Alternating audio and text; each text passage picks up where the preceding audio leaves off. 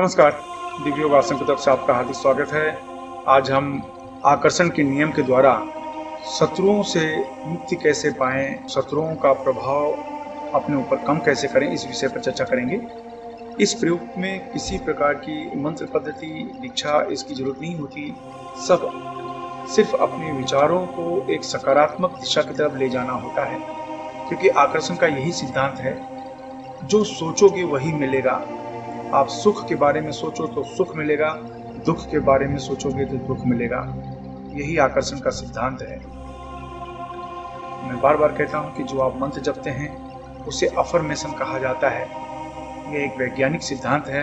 कोई भी वस्तु, कोई भी विषय पर अगर आप बार बार सोचते हो, कोई भी विचार बार बार करते हो, तो वह आपके अंतर्मन में बैठना शुरू हो जाता है और उसका असर आपके मन मस्तिष्क पर होना शुरू हो जाता है।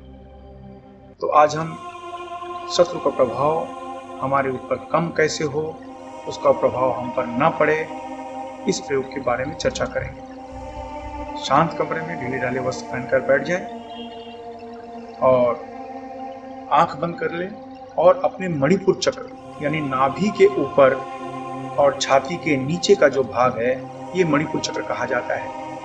आंख बंद कर ले और मणिपुर चक्र पर ध्यान करते हुए आपको एक शब्द को बार बार रिवाइज करना है।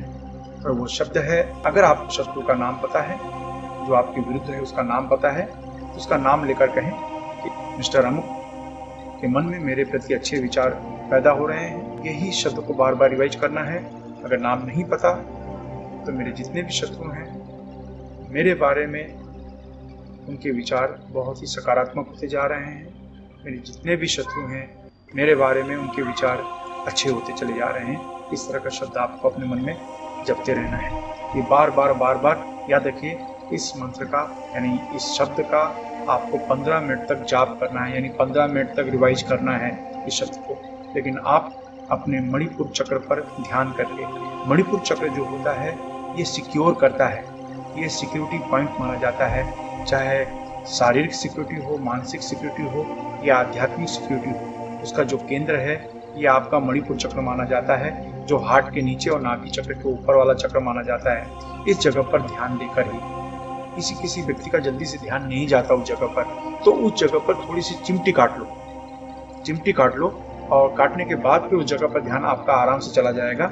उस जगह पर ध्यान देते हुए आपको अपने मन में बोलना है कि मेरे जितने भी शत्रु हैं, उनके मेरे प्रति जो विचार हैं शांत होते जा रहे हैं।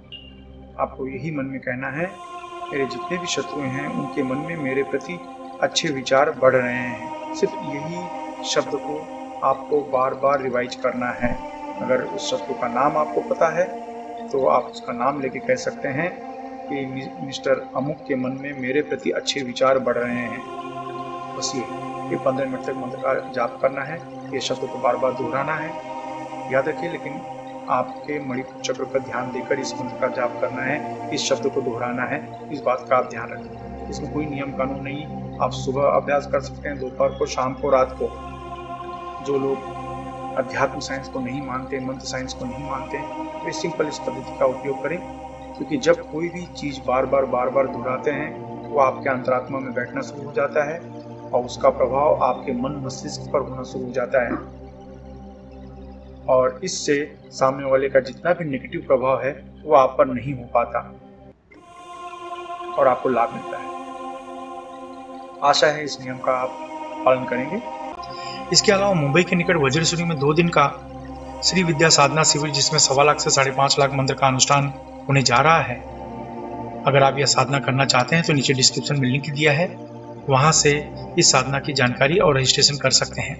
ये साधना उन लोगों के लिए बहुत जरूरी है जो व्यवसाय के क्षेत्र में हैं, जो भौतिक सुख के लिए बहुत मेहनत करते हैं लेकिन भौतिक सुख की प्राप्ति नहीं होती, व्यवसाय को बढ़ाने के लिए बहुत मेहनत करते हैं लेकिन व्यवसाय बढ़ नहीं पाता, आर्थिक समस्या से उबरने की बहुत कोशिश करते हैं लेकिन आर्थिक समस्या से उबर नहीं पाते।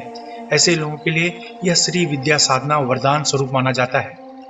अगर आप इस साधना को करना चाहते हैं तो नीचे डिस्क्रिप्शन में लिंक दिया है, वहां से इस साधना शिविर में भाग लेने के लिए फॉर्म भर सकते हैं। आप अपने जीवन में हमेशा तरक्की करें, इसी शुभकामना के साथ धन्यवाद।